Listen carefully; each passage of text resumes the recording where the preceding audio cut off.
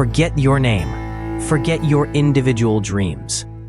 Here, at almost 4,000 meters above sea level, where the air is thin and cuts the lungs, you are just a cog in a colossal machine. Open your eyes. There is no pollution, only the sun piercing the deep blue sky and the shadow of the sacred mountains, the Apus, who watch your every step.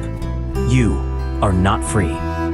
Your life, your strength, and your destiny belong to the state, to the son of the sun god, the Sapa Inca. Welcome to Tahuantinsuyu, the empire of the four directions. A world without money, without private property for the common people, and without hunger. But this security comes at a price. The empire gives you food, protection, and a place in the cosmos. But in return, it demands your sweat, your obedience, and if necessary, your blood. There is no way to move up. You were born a hatun runa, a common man, and you will die as one. Your existence is not a personal journey, but a tribute. And your first payment is due today, at dawn, with the work that awaits you outside. Prepare yourself. The sun has already risen. Your identity doesn't begin with you, but with your community, the Ayu. This is the core that defines you. You are dozens of families living together, sharing the same ancestral land that in truth belongs to no one, or rather, belongs to the Inca. It is in the Ayu that everything is resolved. Work is divided, food is distributed, and marriages are arranged, often by an empire official to ensure productivity. Life is collective, survival is mutual, and privacy as a concept that does not exist. If one falls ill, all help. If one's harvest fails, all share. You do not live for yourself. You live for your Ayu, and the Ayu lives for the empire. It is a powerful safety net, but also a cage without bars. Today, an official of the empire has arrived at your Ayu. He did not come to talk, he came to summon. You have been chosen for the mita, the labor tax that every able-bodied man must pay. There is no salary, only the obligation. Perhaps you will spend the next few months building a stretch of the royal road on the edge of a cliff, or carrying stones for a new temple in Cusco. Or, worse, you might be sent to fight in a distant war, from which many do not return. Your body is not yours. It is a tool of the Sapa Inca. To complain is treason. To refuse is death. You'll lower your head, gather your few belongings, and say goodbye to your family. The empire calls, and you must obey, without question, before your time of call, or until your time service is over.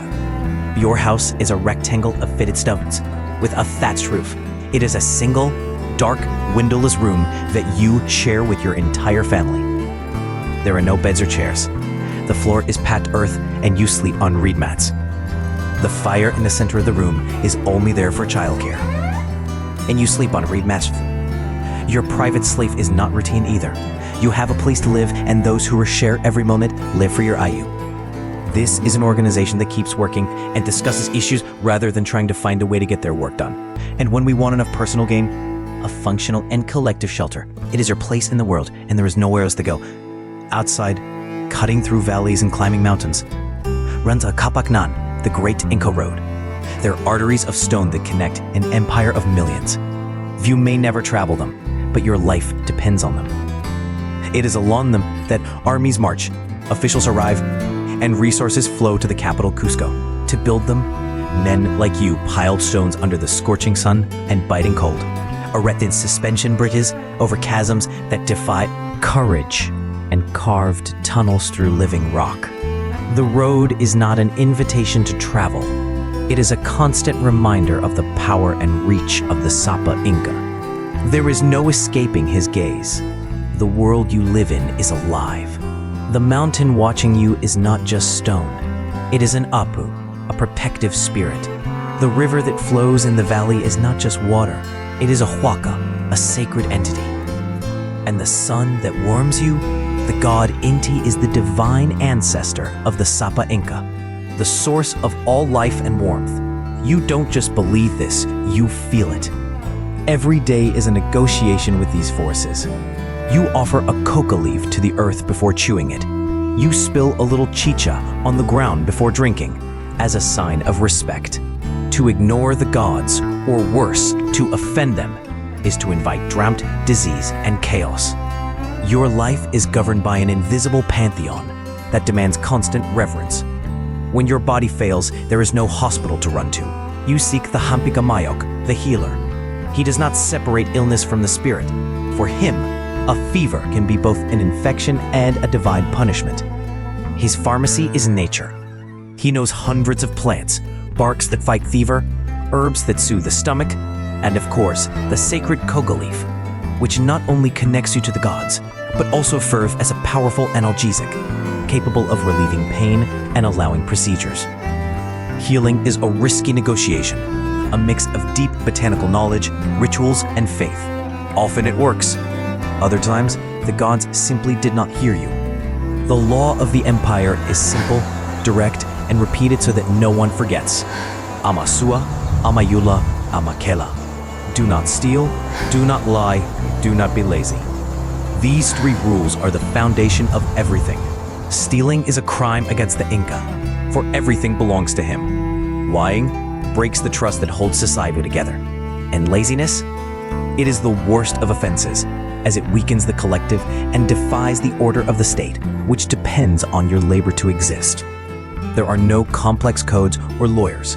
The law is moral, absolute, and its application is swift. You do not have the right to fail. Obedience is not a choice. It is the only condition for your survival. The empire did not grow by chance.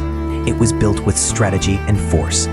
When the Inca army arrives to the new territory, it is an overwhelming sight. Tens of thousands of disciplined warriors moving in order across the roads, armed with maces, spears, and slings that hurl stones with deadly accuracy. First, they offer peace. Accept the Sapa Inca, pay your tributes, and live. If the answer is no, annihilation is methodical and certain. Inca warfare is an extension of their organization.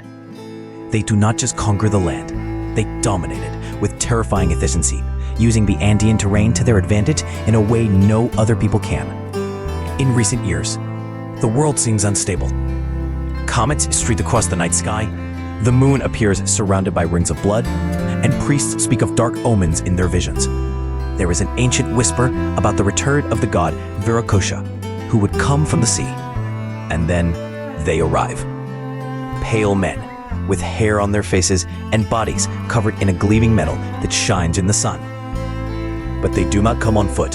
They ride enormous, swift beasts you have never seen, and carry sticks that spit fire and make a thunderous sound that shakes the soul. They do not look like men, but beings from another world. Perhaps the vengeful gods of the prophecies themselves. Fear spreads faster than any shaski. The empire collapsed. It wasn't just Spanish steel or the roar of cannons. It was a perfect storm. The civil war between the brothers Huascar and Atahualpa had already bled the empire from within, leaving it weak. Then came an invisible and much deadlier enemy, smallpox. Brought by the Europeans, the disease swept through entire populations that had no defense, killing more than any army. The Tahuantinsuyu, which seemed eternal and invincible, crumbled upon its own cracks. The gold was looted, the temples were destroyed, and the son of the sun was executed. The world as you knew it ended in fire, plague, and betrayal. But the empire fell, the people did not. The echo of the Incas still resonates today in the high mountains of the Andes. The Quechua language, imposed to unify, survives in millions of voices. The stone terraces still feed communities. The weaving techniques, the music, and the deep spiritual connection with Pachamama, Mother Earth, remain alive. The past is not just in the ruins of Machu Picchu. It pulses in the blood and resistance of the Andean people. The empire is gone, but its soul remains. This is not just the end of a story, but the beginning of a new understanding. To prevent this echo from disappearing, subscribe to the channel to continue discovering the secrets of great civilizations. Activate the bell to be the first to know when a new chapter of the past is revealed. And share this video with someone who also needs to hear the stories that have stood the time. The Inca Empire may have fallen, but its heritage is more alive than ever.